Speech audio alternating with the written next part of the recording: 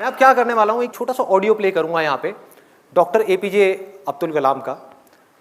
आप में से कितने लोगों ने, उनकी एक ऑटोबायोग्राफी है यूट्यूब के ऊपर जो गुलजार ने बोली है, गुलजार साहब ने, कितने लोगों ने सुनी है? किसी ने नहीं। देखो क्या हो रहा है। हनी सिंह के गाने कितने लोगों ने सुने हैं? 4 bottle vodka, 4 bottle vodka, 4 bottle vodka. उसमें सनी लियोन दिख रही है डांस करती हुई। माइंड हमारा वर्ड्स में सोचता नहीं है, पिक्चर्स में सोचता है। तो जैसे ही वो गाना चलेगा माइंड के अंदर सनी लियोन आएगी, सनी लियोन आएगी, आप नेट पे जाकर के सनी लियोन सर्च करोगे, हो गया टाइम पास। क्या होगा? बोलते रहेंगे आपके पेरेंट्स, बेटा ये मत कर, वो मत कर। नहीं मम्मा कुछ नहीं कर रहा, मैं तो पढ़ाई कर रहा हूँ। कौन सी पढ़ाई होगी? क्यों करोगे पढ़ाई? कोई वजह ही नहीं है पढ़ाई करने की। If you need a reason to do something extraordinary, you need a purpose. जीने की कोई वजह चाहिए, कोई इंस्पिरेशन चाहिए। कौन है, कहां से आएगी वो? I strongly recommend you all, strongly recommend you. इतना स्ट्रांगली मैंने कभी अपनी लाइफ में किसी के लिए रिकमेंड नहीं किया। Doctor APJ Abdul Kalam. Students के लिए उनसे बड़ी इंस्पिरेशन इस पूरी दुनिया में कोई नहीं है। स्टूडेंट्स के लिए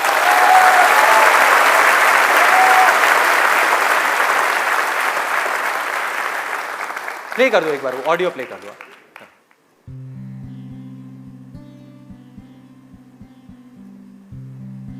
1990 के रिपब्लिक डे पर देश ने मिसाइल प्रोग्राम की कामयाबी का जश्न मनाया। मुझे पद्म विभूषण से नवाजा गया और डॉक्टर अरुणाचलम को भी। 10 साल पहले पद्म भूषण की यादें एक बार फिर हरी हो गईं। रहन सहन मेरा अब भी वैसा ही था जैसा तब था। 10 बाय 12 का एक कमरा किताबों से भरा हुआ और कुछ जरूरत का फर्नीचर जो किराए पर लिया था। फर्क इतना ही था कि तब यह कमरा त्रिवेंद्रम में था, अब हैदराबाद में। वेटर मेरा नाश्ता लेकर आया, इडली और छाछ, और आंखों में एक खामोश मुस्कुराहट मुबारकबाद की। मैं अपने हमवतनों की इस नवाजिश से छलक गया।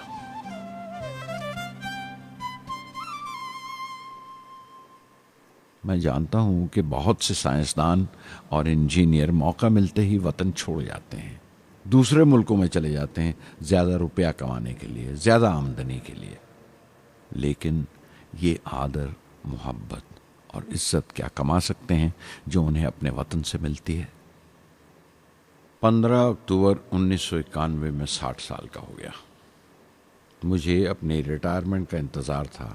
चाहता था कि गरीब बच्चों के लिए एक स्कूल खोलूं।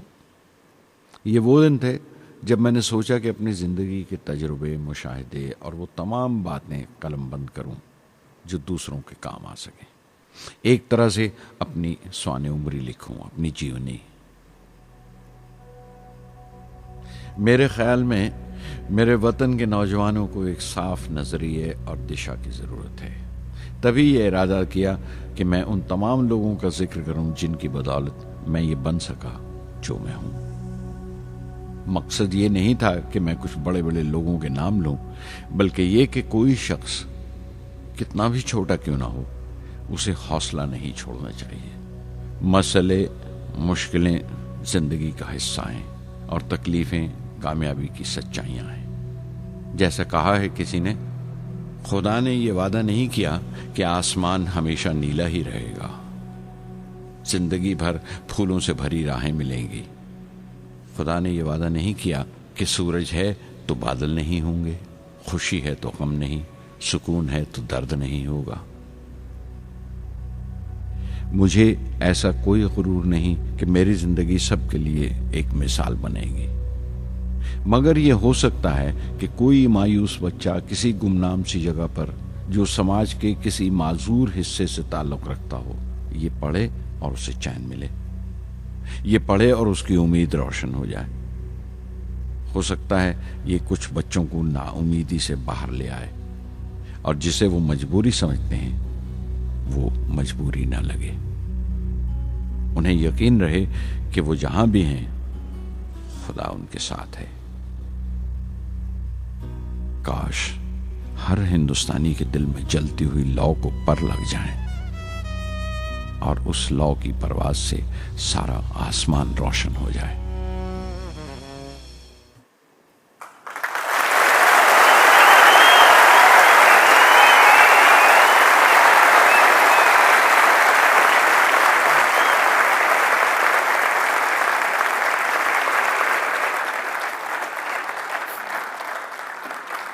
देखा क्या है?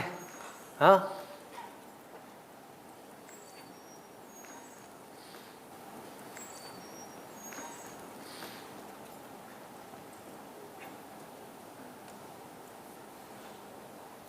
ऐसे लोगों को सुनना है, ऐसे लोगों की बातें अंदर जाने देनी है।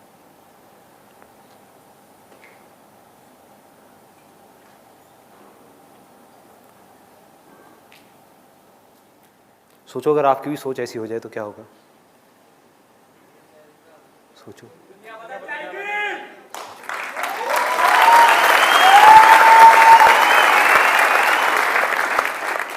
दुनिया बाद में बदलेगी, पहले आपकी जिंदगी बदलेगी। सबसे पहले दुनिया को आप तब तक नहीं बदल सकते जब तक खुद को नहीं बदलोगे।